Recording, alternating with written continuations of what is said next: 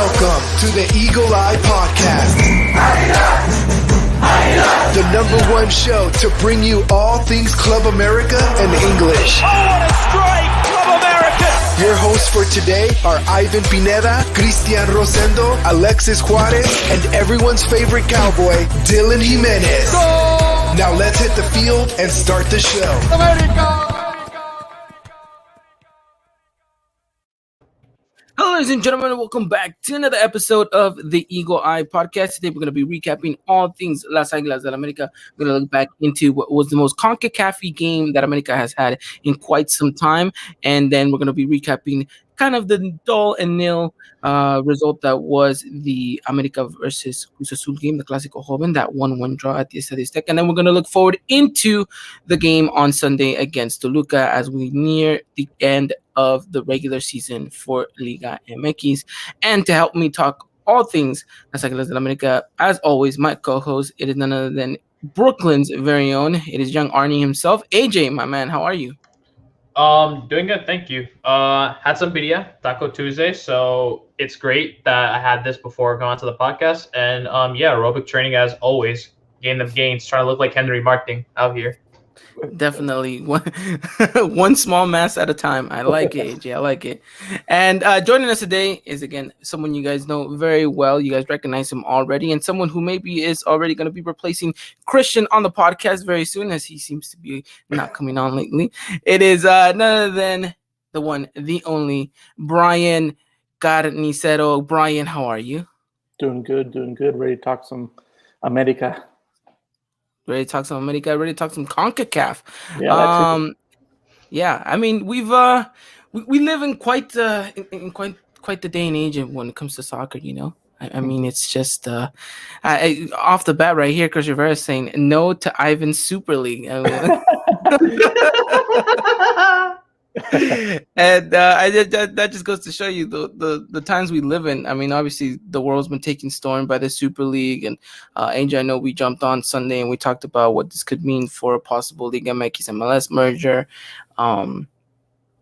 It's been all topsy-turvy, but I think it's going to be nice to finally just kind of focus on America, focus on the club, focus on what went right on Saturday, focus on what went wrong on Wednesday, and look forward into what's coming up on Sunday as well, as we have a very important matchup against Toluca. But let's start off on Wednesday's matchup, gentlemen. Let's talk about this CONCACAF result that, I mean, it on paper looks embarrassing, but once you look at what happened actually on the pitch, even more embarrassing, not just for the club, but more so for the region that we live in. Because you think that in a Champions League, quote unquote Champions League game, to get the refereeing that we got and for the opponent to come at you the way that they did, I mean, really, how can you even sum this up, Brian? How would you sum up this game to someone who probably didn't even watch it and just kind of wants a recap of what we're talking about?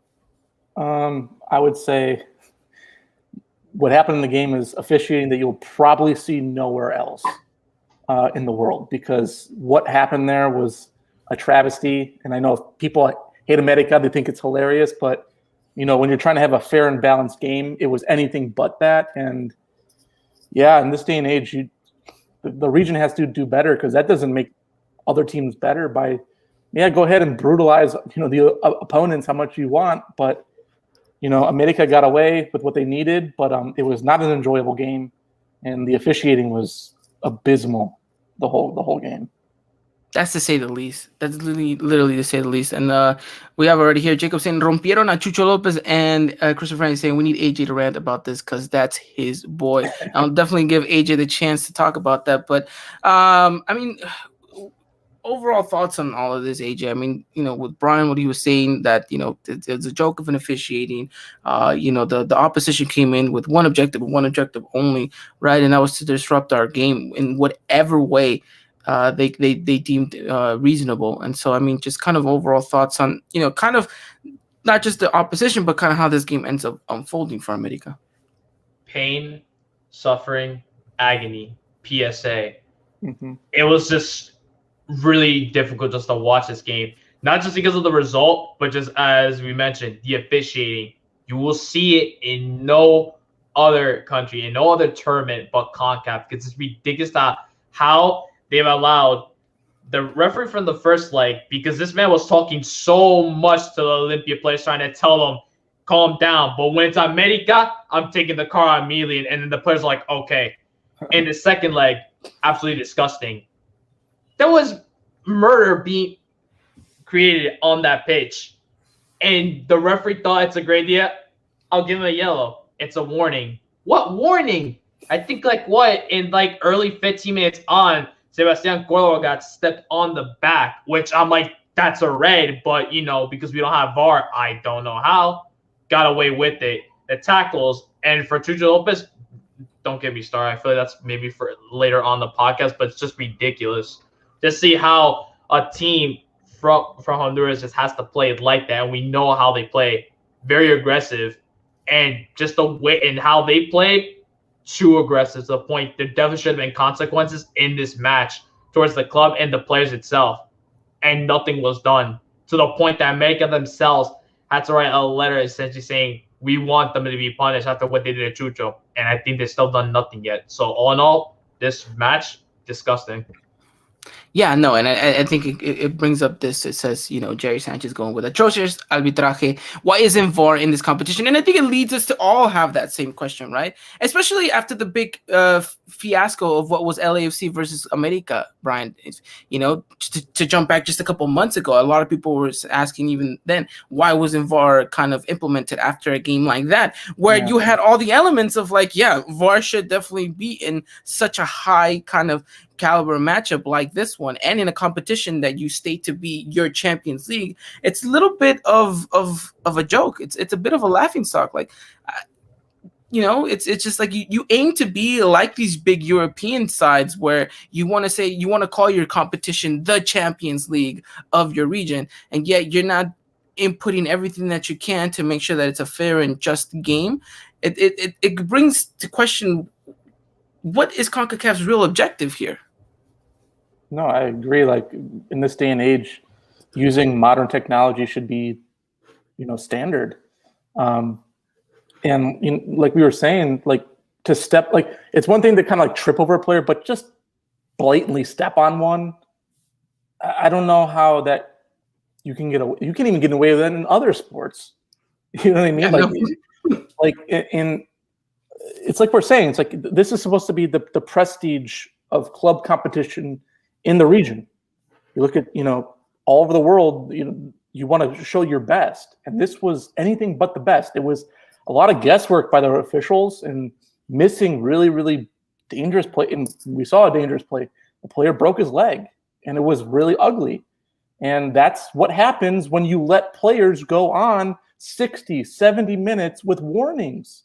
It's like, yeah, hey man, you got to send people off if it's getting out of hand. It just, so it's like you want to see VAR, you want to see the updated technology, because they could have been down to 9 men at one point in that game before the broken leg. Yeah.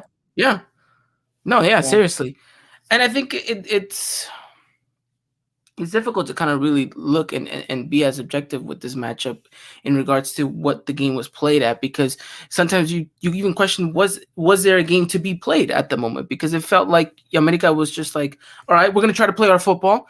And Olympia was like, all right, we're going to stop you at any cause and at any cause necessary, right? You saw the steps, you saw the hits, you saw the broken AJ, you can correct me exactly what it is that Chucho Lopez got broken, but broken ankle. You had that broken ankle injury right there, so it was just like that was their plan.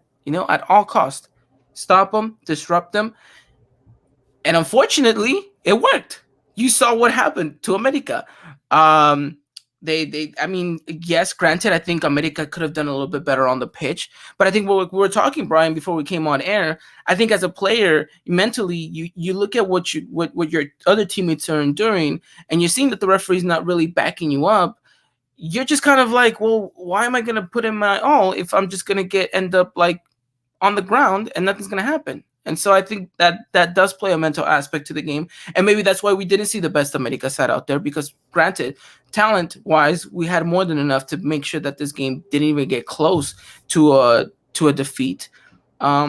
But I think it was the constant kind of uphill battle for America to try to get rid of that kind of negligence in the back of their head, saying, okay, I need to get and make this happen. But if I'm going to get constantly hurt, why am I going to put myself in that situation?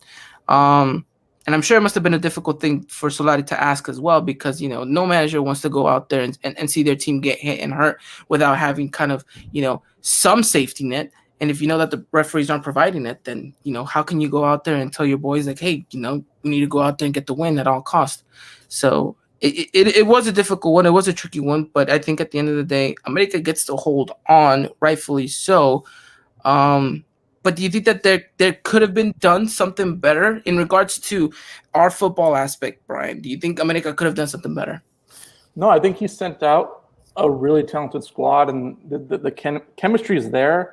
But it's very much like you said, when there's a disruption in officiating. And I also want to say, if there's an America player that goes out and elbows somebody, he needs to be punished also. This isn't just a one-sided thing.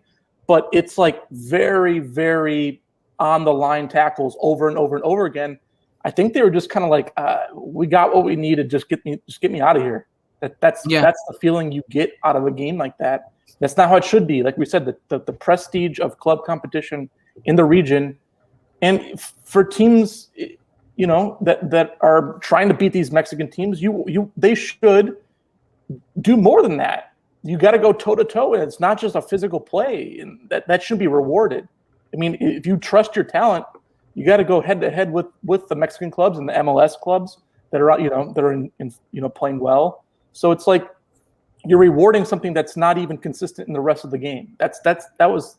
So but in terms of America, I wouldn't have changed anything. It's just the mental game. It's like they didn't want to be there once things got really out of hand. Yeah, no, and I think you just saw it kind of all over the pitch manifest that to every player, from the goalkeeper all the way to the forward. Like every player had something in their head of like this just like you just mentioned. We have what we need. Let's just kind of bear with it and let's get out of here once the final whistle goes. And it's quite unfortunate that we have to advance in the way that we do, right? Because we are Club America, and then there's always kind of this demand for us to win every single game, to score as much goals as we can. And I know that everyone was, and it didn't help that our opponent was the following couple of days was going to be Cruz Azul, and they wiped the floor out with their opponent, right? But if you look at those two games, they're two completely games. At least in regards to the rival, I didn't think that Cruz Azul players were being hunted down for.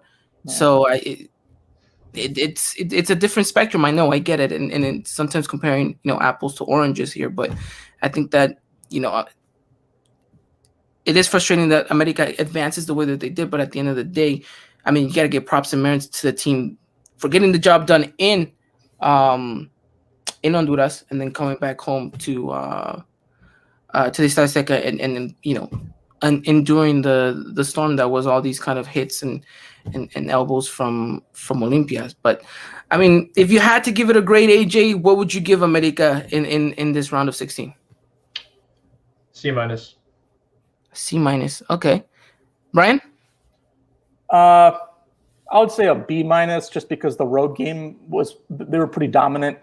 And again, the home team scoring looked a bit offside. So it's like probably should have been 2-0, but whatever, they got the 2-1.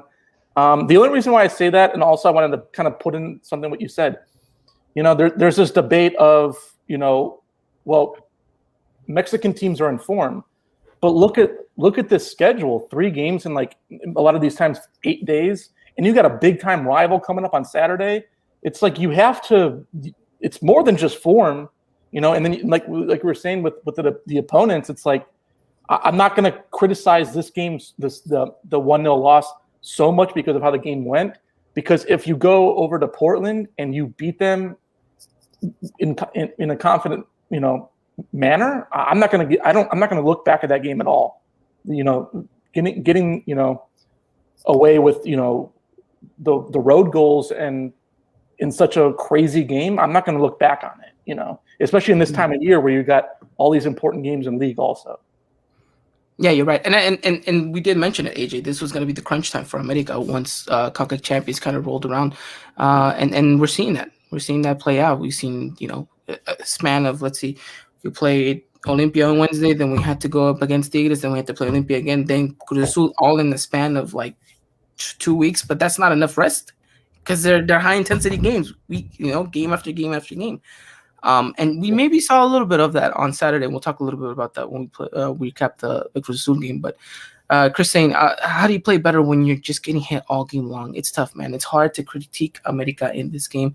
Kind of going with what you were saying, Brian. Definitely. Jerry saying ankle sprains hurt like hell. I can't even imagine how a broken ankle with a bone sticking out feels like. And I think you're onto something, Jerry. Yeah, I mean, you saw it. I mean, the discomfort on Chucho was immense. Man was almost in tears. So.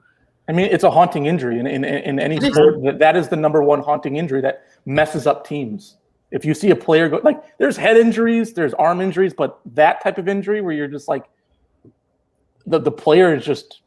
It just messes them mentally because, like you mentioned, it feels like it was like an endurance around that entire thing.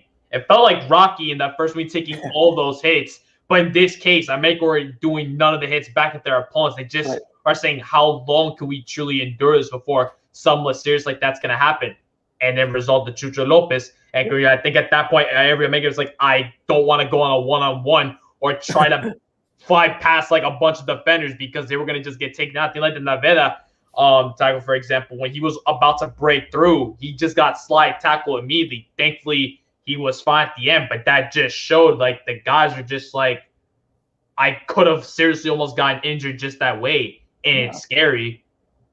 Yeah, definitely. And also, I mean, it's not that we like to condone violence here by any means necessary, but I'd like the heart of Naveda going in for some of the challenges that he did, saying, you know what, I'm not backing down. Shows that he's still very raw, and then that he still needs to kind of, have a little bit more experience. But the fact that he was playing with passion and heart and saying, you know what, I'm not gonna let my team get bullied around. Also, it said something. Definitely did say something. That was in the back of my mind too. It's like, at what point do players get so unbelievably upset with what they're seeing that they lash out? But they pretty much were composed. But like we saw, Roger had one kind of late tackle, yellow right away. Yeah. I mean, I guess that's why they held back, because they just wanted that game over. Yeah, definitely. And I think they knew that, if they were the ones to lose their head, then they could have potentially have lost their place into the next round. So exactly. Which I think they've learned a lot from that LAFC match. If we're being honest, haunting. Definitely. Yeah. I mean, Cáceres, you gotta learn how to pass to your own team. And she still doesn't learn. To the best player. Like, not even just some random player, just to the best player. We let Vela score at the same place at the exact area twice in the span of a minute. And I'm just like blinking my eyes. I'm like, what just happened? I thought the score was just 1-1 was a replay, but no, that was the second goal. And I'm just like, dear God. Well, I know their fans were enjoying the tackles on America. So yeah. Maybe there'll be another game where we can meet again, and I would really, really enjoy being there in person. So. Yeah. Trust me, I'm sure we'll get that. Chris saying Naveda, reminds me of a lot of Herman Villa, and yes, that was a very good callback right there. He definitely did. But yeah, I mean, overall, America advances to the next round. We know our opponent now. It's going to be Portland Timbers. That's going to be next week. We're going to be previewing that game as well. So make sure you guys tune in next week. We'll be previewing the game of the Octavos de Final. Always remember quarterfinals. There you go. Sometimes it's hard to distinguish Spanish from English in my head. But yeah, it's an interesting rival. I will say probably one of the best MLS sides in the past couple of years. And I mean, we'll have to wait to see. I'll definitely be keeping an eye on them this weekend to see how they're doing. I mean, their whole MLS season's back, and I think they're going to be coming in itching with some form. And a former player will be coming to play against us, or we'll be going to see him first because we're going over to Portland in Christian Paredes, right? Yep. Yep. I remember his name. There you go. But we'll be going up against him. I mean, Portland fans say that he's been doing good ever since his arrival. I mean, it just goes to show sometimes if you can't make it with America, then I guess any other team is a lot easier. So, But there you guys have it. And then, like I said, we'll have you guys covered with all of that. So make sure you guys follow us over on the UI Podcast at Twitter, Instagram, and Facebook. Keep you guys up to date with all things Las Águilas del América and Conca Champions League. All right, gentlemen, moving on from Wednesday's match on to Saturdays. It's the game that we all talked about and we all hyped up. We said, forget your Bayerns and your PSG matches. Tune into America versus Cruz Azul because this is the game of the decade. And yet again, we seem to be liars, AJ, on this podcast because whenever we hype up a game, it always seems to turn out on the opposite spectrum of what we say. So instead of getting this kind of thriller matchup where we got this like 3-3, 2-3 match or like just an abundance of goals, we got two that potentially shouldn't even counted. So we should have ended up with a 0-0 draw. So kind of just overall feelings of how that game went. And maybe we'll dive into a little bit afterwards the tactics inside of it because I think it was a very interesting game in regards to that aspect. But you called it, AJ, a little bit of a snooze fest. Yeah, I just felt like both of these teams just respected each other. I just felt like they acted like this was a game that was nothing at stake because when you think about it as well, they're pretty much separate from the rest of the league at this point. No one's gonna reach them. Cruz Azul could have gotten another victory and make history by breaking Leon's record for the most wins consecutively, or so I could break the record for having the most points in an America manager, which I think he did. He surpassed Piojo. All in all, I just wish there was gonna be more excitement into this back saying it's a Clasico Joven, two of the best informed teams right now in the Liga MX. You get to see the best of the best clash out each other that Saturday night, and what we got at the very end, like you mentioned, was a snooze fest. Just 1-1 goals I feel like shouldn't happen. That turned into penalties, but all in all, we just expected more from these two teams, especially with the rosters that they put out on the field. No, yeah, definitely. And then, I think that we talked about it with our guest Oscar, and I think he put it perfectly. He said, he said he wouldn't be surprised if both teams kind of, don't play out for these points that they don't, no one wants to lose anything. So he could definitely see a draw. I mean, Brian, I don't know. What was your take on this game? I think everyone was overselling that, even the tabloids in Mexico, but we already know how they are over there, calling this game to be the game to watch. But turned out to be that maybe it wasn't exactly that. Yeah, well, you have, Cruz Azul, who was in a really good form, who were firing on all cylinders, came off the Conca Champions, blowing the other team out of the water. You got America, who's starting to find their presence. So it on paper added up like this is going to be, like a clash of a Titans moment. But I think it goes back to, the amount of games these teams have been playing, their standings. That's the feel of the game where it was a little bit like a step slow. And like you said, like even what was scored didn't even feel correct, So I mean, I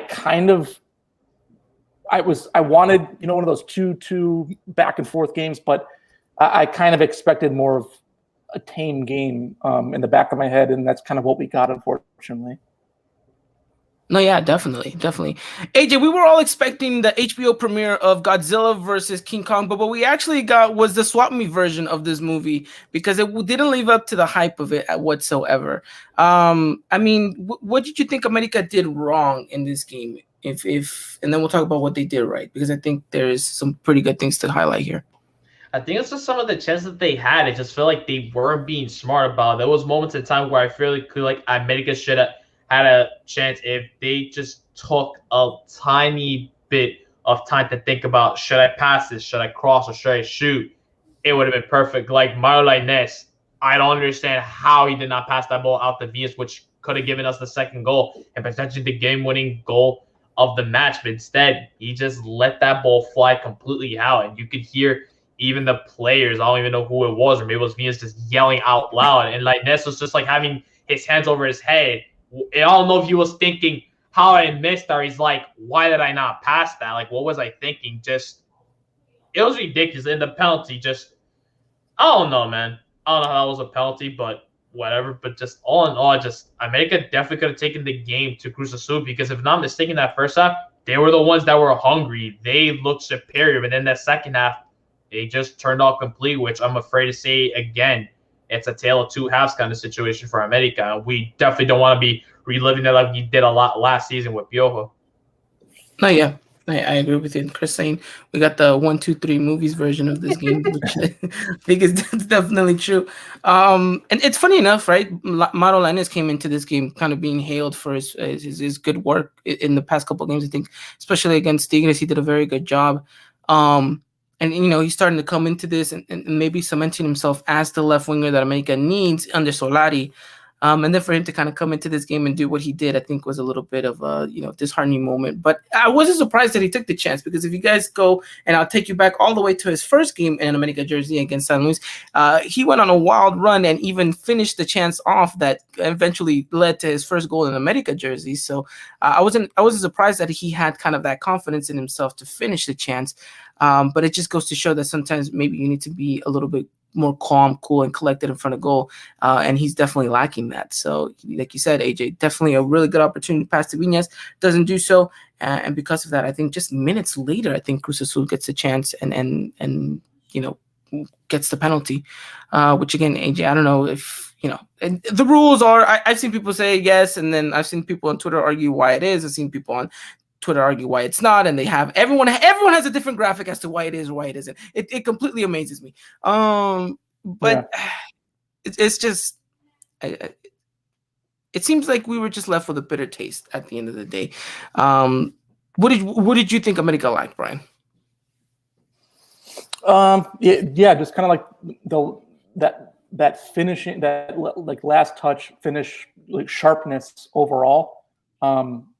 Kind of like I said, like it just felt a step back. Everything just felt a little bit of a step back. They did good, some things good, but just I don't know. It just felt like the team was just not 100% into it. The way that we've been used to seeing them the past few weeks. Definitely. Now, let's talk a little bit more about what America did right, because I think that there was a lot of stuff that America did right, because you don't just keep off a Cruz Azul firing on all cylinders almost to, at bay if it wasn't for that penalty. Luis coming out and saying, I'm Team Viñas all the way, but he's running out of opportunities. Sad, crying emoji face. But I'll say one thing, Luis. I think Viñas did actually well in this game. I think he did his job, rightfully so. I don't think he actually had the chances. I don't think he was having much of the balls being sent his way. I don't think it's knocking it on him. I just think that you got to give merit to Cruz Azul as well. I don't think they just they were just gonna let us be as we always are. I think they sat back and they defended as well as they could. Obviously, they didn't have their star center back either, but I think they did well with what they had at the back. But rightfully so. I think how often did you hear Cabecita's name being called out during this game, right? So I think Solari did a very good job at keeping the lines tight, keeping your formation well placed, and not having players kind of veer off positions as sometimes we tend to do. And we were very organized. I think this is one of the most organized games that I've seen America play, especially in the back line. I don't remember Luis Fuentes doing so many overlapping runs. George Sanchez does have a little bit more freedom every time he goes forward, but I just think because he does have the pace to get back.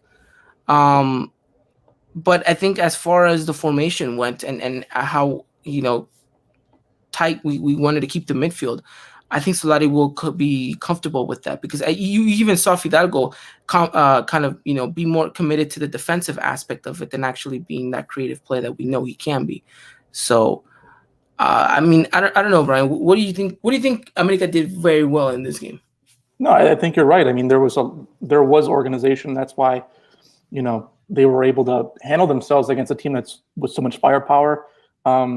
Individually, there were great plays, and I think I even tweeted Fidalgo, his change of pace and direction. He's been getting better and better and better, and I've been really enjoying seeing that. But he's also playing smarter, and like you said, like it showed on that game. But yeah, just especially defensively against a team that is really pretty scary up front. They held their own, and it was a success on that front. Definitely. AJ, anything to add on to that? Nah, I think Brian hit the nail on the offense pretty well. No, yeah, I think so, right? I think a lot of people did praise that.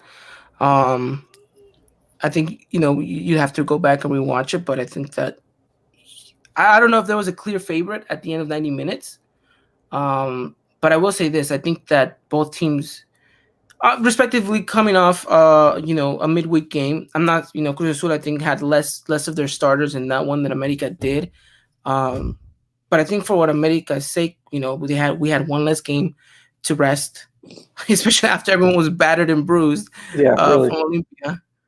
Yeah. To be able to come back and look very good against Cruz Azul the way that we did, because I know a lot of people were a little bit worried, like Cruz Azul just came off winning 8-0 and we couldn't even beat our CONCACAF rival at home. What is this going to paint for us on Saturday? I think, like you mentioned, AJ, one or two different passes or one or two different chances that we take, and this game's a completely different story. But I don't think that this is anything to kind of worry about. I think they're the two juggernauts of Liga MX at the moment, and with a lot of respect, and literally no one's gonna take second place away from us. Like, that is ours. No one's gonna come in and take it at all. So we finish in second place. I don't think that's gonna be anything to worry about either. But I think in the back of our heads, we know that if this Atlas game didn't happen, we know who would be sitting at the top of the table right now.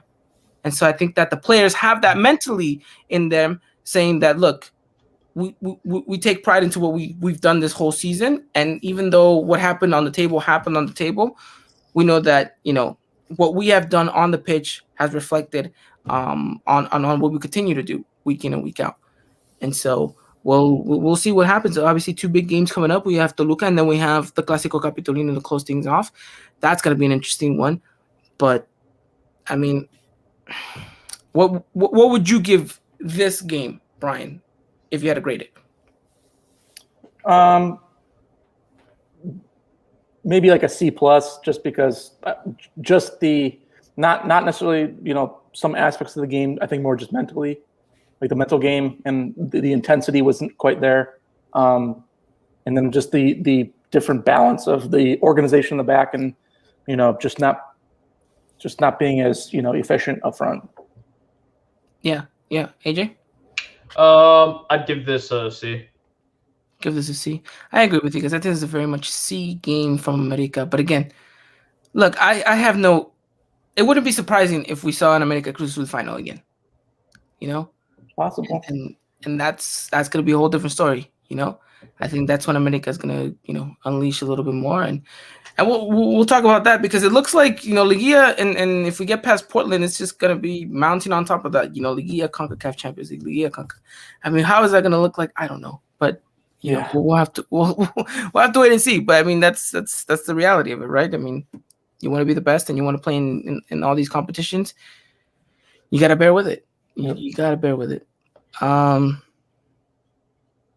But yeah, we'll have to wait and see. Actually, Chris is saying we get our bye week after the Pumas game. Interesting. Forgot about that. Much needed.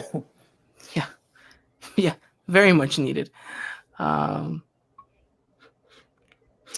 trying to read more of the comments here, seeing what you guys are saying. But overall, it looks like everyone's kind of on the same picture on this one. I know a lot of people are asking for Roger to leave, and then we buy someone from Boca Juniors. I don't think they would ever go for that deal. I think he's too expensive, and America's not willing to splash the cash like that right now.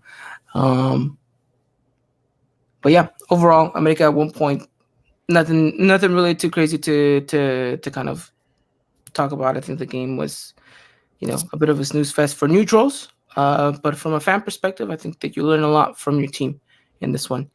And interesting not to see Bruno Valdez in this game. I thought that, he was getting back into rhythm of things, but I think Solari didn't want to risk him, knowing that this game could be a little bit more high intensity, especially with a striker like Cabecita. And I think Cáceres did very well. This is a kid that's been under kind of scrutiny for a couple of his mistakes, but he's been looking good ever since his return back to the starting 11. All right, gentlemen, let's move on into the next segment here. But before we do, I do want to remind everyone, that today's episode is brought to you by Foot Cult. And if you guys haven't done so already, make sure you guys go to footcult.com. They got some amazing products. You guys can get that training top that AJ and I are wearing, the Eagle Eye Podcast one, or you can get the polo that Brian is wearing, the Eagles from Mars polo. Look at that beauty of a polo shirt. You guys can take that to the office. You guys can take that anywhere that you guys want, and everyone's going to be complimenting you guys. I promise you that, guaranteed. But you guys, if don't take our word for it, you guys can go check out the site. They got some amazing stuff, and you guys just dropped some shorts that just, my goodness. You know, I don't know if the pre-sale link is up there just yet, but you guys just dropped some shorts that are just looking completely fire. And before that, I know you guys just closed your pre-sale for those. I mean, those Jorge Campos shorts. I mean, come on, who people love them. People. My goodness, come on. AJ, you copped yours. You know, I copped mine as soon as I saw them. Like, I need them. Besides, I'm kind of shortage on shorts. No pun intended. So I'm like, I need those immediately. Yeah, definitely. So you guys can check out the site, and they have some amazing stuff for you guys. And you guys can use the discount code EEP at checkout to get 10% off. 10% off again. That is discount code EEP at checkout to get 10% off. And again, some amazing stuff coming your guys' way in regards to Foot Cult. So make sure you guys follow them on Instagram and Twitter as well. So they're changing the game. And we love the fact that we're changing, that we're being there whilst they are doing it. Chris saying Ivan needs you to make a chore shorts. Yes, definitely. I don't know what that would look like. Just be patient. Just be patient. Yes, be patient, my friends. Be patient. Alrighty, then let's talk a little bit about Coapa news. AJ, do you have any updates for us? I know that Benedetti is back with the side. Is Cordova going to be ready for us? Or any updates in general?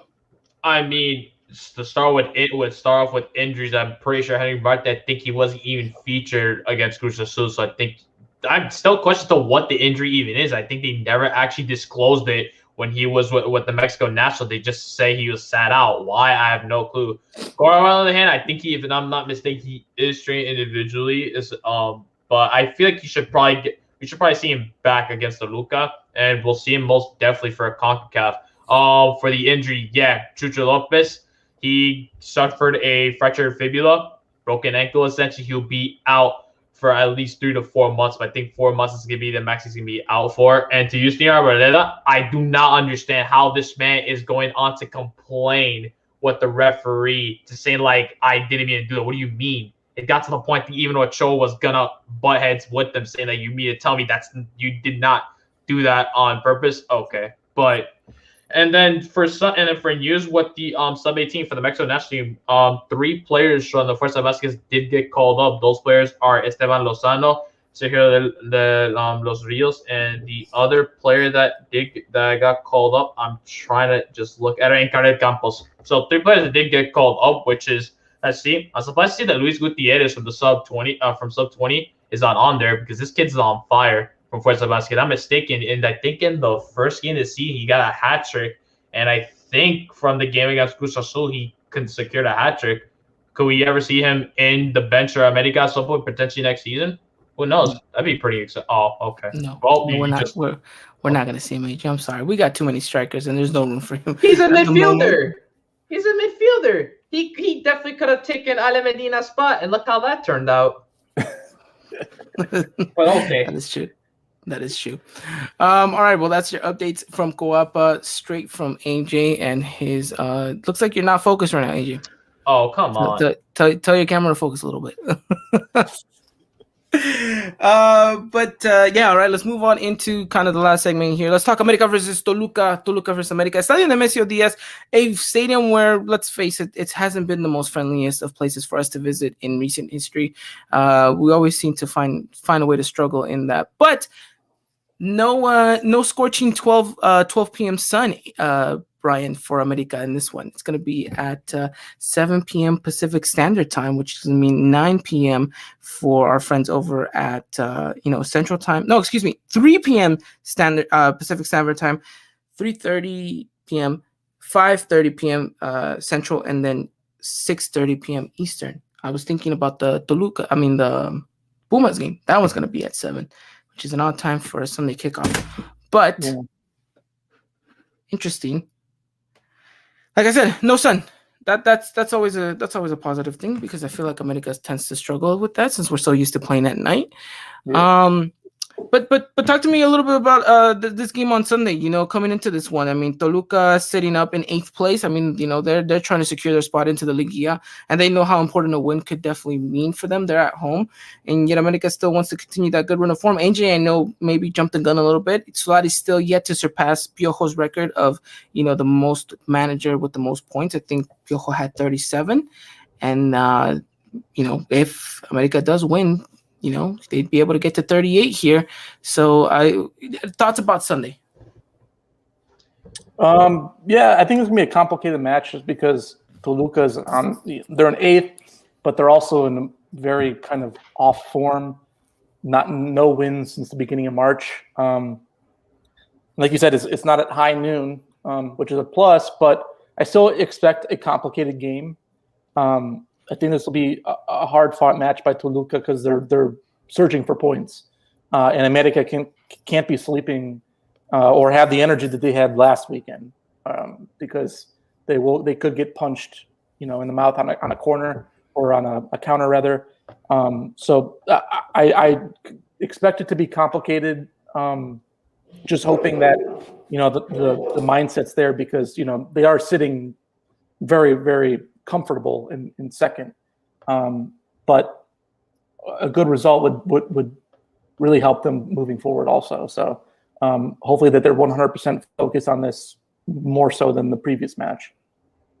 Definitely. And if we were playing against Olympia, we definitely get punched in the mouth for reals, Yeah. So that's something to keep in. But you're right, though. I think you mentioned something very that I didn't want to touch upon, the mental aspect of this, knowing that you sit comfortably in second spot. And I mentioned no one's taking that away from you by any means necessary. You've got that. You could lose these next 2 games and nothing's going to change in the position. But I think Solari wants to implement a mentality in this team that, hey, why not? Why don't we get the first place? Who knows if Cruz Azul slips? All we need for them is to draw, and then we're kind of in the driver's seat at that point. And then you want this team to continue that good run of form, because then we know what this league is all about when it comes to playoffs. Yep. Momentum, right? Yep. Who's carrying it? Who has it? Who's coming into the Liguilla with it? Exactly. Obviously, it's a little harder now because you get that bye week, because these teams are gonna be battling it out for their ticket into the Liguilla, into the playoffs. And I know a lot of people question as to whether or not that kind of hindered America whenever we had to play Chivas last season. But I think Solari's going to have them well maintained throughout that bye weekend. I mean, you're going to see it. Hopefully on Sunday that the mentality is going to be the same. Go out there, play your game, secure all 3 points. You got a chance to go down in the history book, so why not take the glory of it? And you mentioned that Toluca is not an easy rival. I mean, sure, they hang on to whatever Sambueza can make happen for them, but it's he's still a dangerous player, and I know they have plenty others as well. AJ, what are you looking forward to into this game on Sunday? I'm just looking for America to just bounce back from that boring game that was against Cruz Azul, and make history in this one. Solari, if he wins in this match, he breaks Piojo's record for the most points by a manager. And America's shirt, if I'm not mistaken. Piojo has 37. We currently have 35 points. And that's actually in his first season as well, which would be amazing to see. But for this America side, just go guns a-blazing, take the game right to Toluca. But as Brian did say, Toluca is not an easy team. And I remember from past seasons, Toluca always been a team that likes to score early on. If whenever they happen to just score early on into the game, they got the momentum to them. Toluca, despite them not playing well this season, they do have one player that's trying to take them to secure the spot in the repechaje and get into the Liguilla, and that's Alexis Canelo. He's got 10 goals this season, despite his team being at 8. He's doing everything that he possibly can to backpack this team and take them to victory. And that's one player I would look out for, Alexis Canelo. And I feel like if America's defense can definitely secure him, from there on, the midfielders and the forwards up front, they know what they got to do for America, and that's to score goals, create plays, and get the 3 points that's necessary in order for America to who knows, they could battle out for first place. They definitely still have a chance. Cruz just got to slip up. If not, make history. It's good, and it makes Solari look really good as well to see what he has done with essentially a squad that mostly still is consistent of fearless players, and he changed them around completely. Definitely, and it's an interesting thing to note that this is still Solari's first season, and you kind of forget where the team is at the moment. Sometimes you kind of, or at least for me personally, I don't really look much at the table. I'm just kind of focused on what the team is doing out on the pitch, and yet you still see that there's things to work on. But Brian, the results have been there, even though they haven't been pretty. Solari's sitting at a very comfortable spot in a place where maybe not a lot of people expected him to be at. No, for sure. I mean, you can see it that when they are clicking, there's a different feel to the team. I would hope that as we get to more important, playoff games and, hopefully, again, Conca Champions, more important games there, you start to see that that identity that we've been talking about for so long really click, where it's more than just let's get to a spot where we feel good, and it's now let's implement everything that we want to do and really just show up the opponent. And that's the goal, and I think they can do that. Like I said, I think we're gonna see that build a little bit still, but I think it's in there. I think the team is buying into what Solari is selling, and they're trusting him, and that's all you can ask for. And like we're saying, this is close to history as it is. Let's see when they're ready to turn that next gear. Is it there? And I think it could be. I think it could be. It definitely can be. And then the question is, will we see this team go for it? I think that's the real question we're going to get answered on Sunday. I will talk about starting 11 and kind of predict it. I know that Christian's usually the one to do this, and I'm going to be as bold to be the one to make it today.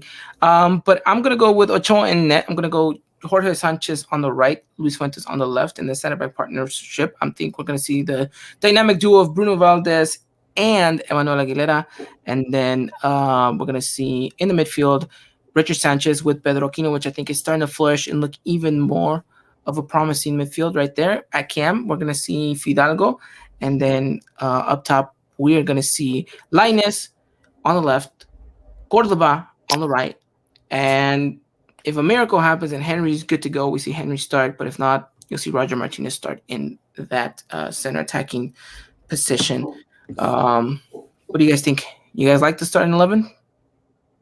Yeah, I mean, I could definitely see that, but I could also see, I could see Bruno still not making this game still. That's a possibility in my mind, that he's just really just waiting for the right time to make sure he's fully ready to go. But other than that, yeah, the lineup sounds good. That's definitely enough talent and hopefully enough cohesion to make a statement on the road. Yeah, AJ? I agree with the surprise you put Cordova on the wing, so you better not start complaining if this man does not come up to perform, which I'm sure he will. But if my timeline is not consistent of you complain, then something's wrong. So I've calmed down on the Cordova stuff. Okay, I have. Milagro. But I think it's because of his own merit as well.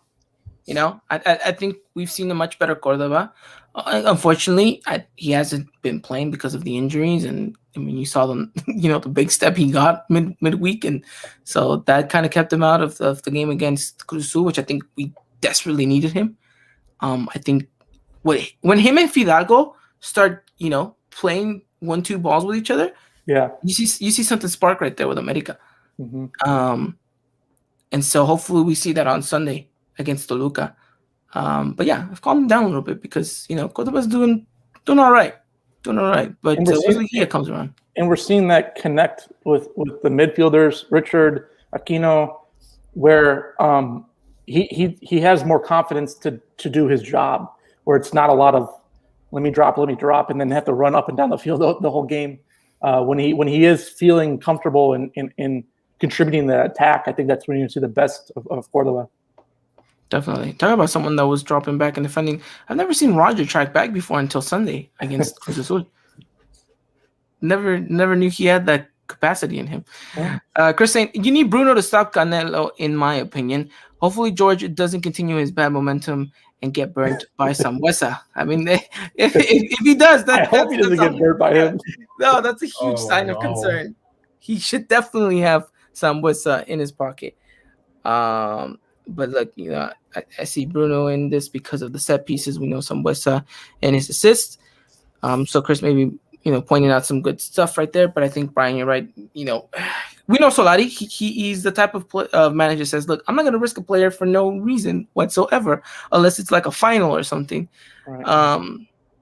So I think he's taking well care of his team, and I think you've seen it. I mean, Brian, how many times have we come on this podcast years past and said, we're cursed with injuries, and how many times can we not have a full squad and this and that, and still we're lingering with these issues still, but it's not like last season when we had 4 or 5 players out. Yeah, way less COVID, so that's been helping. yeah, that definitely has been. Which, by the way, now you mentioned that, I know Ochoa was talking to the press about this, the possibility of players getting vaccinated here in the States. I think that's something that they're going to be talking about. The team with the league and all that stuff, and so hopefully that spells for a possible brighter future for the league and fans returning, because I know a lot of people are questioning when fans are going to return to the Azteca, which will still be a while. People, things in Mexico City aren't looking as bright as other places in Mexico, and rightfully so. I mean, it's the epicenter of Mexico. Everything comes in and out of there.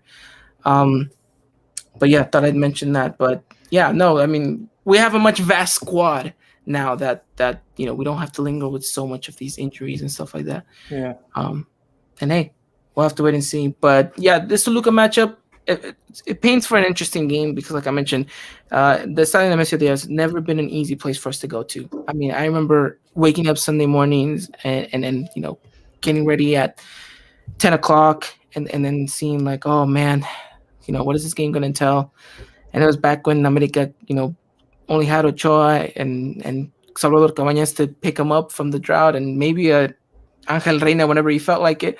And so those games were never an easy one. But we'll see what this one comes up to. I mean, you're right. Everything paints for America to come into this one and dominate. But I think that's the one thing we need to see. That mentality still be there, right? You can sit comfortably and lose these 2 next games and saying, look, we're just going to play it easy, not try to risk anything. But if you go out there, you demonstrate it. AJ, like you mentioned, you take the game to Toluca. And an early goal can open the floodgates here, as we know. I just want to see an America side that can potentially score more than 2 goals. And I say it again, and I've only seen it twice this season, against Chivas and against Tigres. And funny enough, they were both on the road. So if you get to do this again against Toluca, we'll see what you can manage on this one. But we'll see. But anything else to add on into regard to what we want to see out on the pitch? Or maybe a player that you guys want to see maybe step it up a little bit? I'd say just as a joke, and I think I said it before the podcast, we're going to see Brian's look-alike on the pitch. The Lady X is going to get the game-winning assist or a game-winning goal. Ale Medina. I want to see what he can do because so many people talked about, can we bring to America? Ends up being alone. They're like, okay, let's see. We see him in preseason. They're like, why we brought him in the first place? Who knows? Maybe it's his time to shine. He did get, 2 minutes, I think, against Cruz Azul, I think it was, or something towards the very end. So who knows? Maybe I'd just like to see him for the jokes, see what he can actually do against his former team. Okay, interesting, Brian. Well, if Roger plays, I want to see. I don't know. It's just to me, he's so hit or miss. If he plays, then I want to see him on fire. I want to see him really taking, just more smart plays overall, because we know he's got the balance. He's got pretty good dribbling, but I want him to feel confident and maybe hit the back of the net. Yeah, no, definitely. EA, by the way, how is Roger Martinez still a 3-star skill move player? Come on, bump him up to 4. All right. I'm tired of emailing you guys his highlight reels. Why not 5? Make it like Mickey Arroyo. I did a 5-star skill and a 4-star weak foot. Why not that? It'd definitely be OP in Ultimate Team. That'll be the reason scouts pick him up from Europe, because he has a good Ultimate Team card, and you'll sign him up, see what he can do in real life. It matters, EA. I mean, come on, help us out. Yeah, these things matter. Look. Hey, Badly. Brian had the report about Checo Rodriguez's ring. He's like, see me in my office, EA Sports. Oh my lord, I don't know what. Yeah, the only reason he got that high is because of that partnership with EA Tigres had. That's the only reason he got. That's true. Because I think they're one of the few teams. I can't remember if it's an EA that actually have like their official names. I think the Estadio Azteca is what I think. The Estadio Universitario, and I think the in the Estadio Olímpico for Pumas. I think like the only 3 teams in the league to have like their actual stadiums in game. So probably that's why. Favoritism. Pumas not yet, but I know Tigres is gonna have theirs. I could have sworn Pumas had one. The generic looks just very close. That's all. The generic one looks very close to it. But yeah, look, people saying, George Sanchez needs to have a good game. Someone said I doubt Alan Medina plays, to be honest. But we'll see. We'll see. All right, gentlemen, is the part my favorite part of the episode here, where I ask whether or not are we gonna bet the house or are we betting the toilet? AJ here. I want you guys' predictions for the game on Sunday. What are we betting, AJ? Let's bet the house. We're going for history right here. I did say bet the house last time, but we drew. Nothing happened. We didn't lose the house. No, stop. We didn't lose the house. Still here. So yeah, bet the house against Toluca. Bet the house against Toluca. All right, Brian, what are you saying? I'm gonna go. I think we're gonna see a surprise. I think we're gonna see an early goal for America. And I think they're going to manage that for most of the game, but I think they're going to grab another one. So I think it'll be 2-0 America. Oh, I love it. I love it. That a clean sheet is always my favorite thing to hear. Oh, yeah, there you go. Definitely. Jacob saying America 3-1. We know he's going to be betting his cousins again, so we'll see how that happens. And I'm going to go with I'll go a little bit optimistic here. I'll go with the 2-0 as well, Brian. I'll go with the 2-0. I think you're going to say 4-1 like you usually do. Oh no. I said 5-0 for the Olympia game. There you go. Ivan, who usually is on the chat here, he messages me. He texts me. He's like, I thought you said 5-0, dude. We were all clowns that night. I think Dylan was the claw. I think he was the one that did say. I think it was like a draw or something. I can't remember what it was. Well, if it was FIFA and they had more consistent refs, it would have been 5-0. Yeah, no, I definitely see it.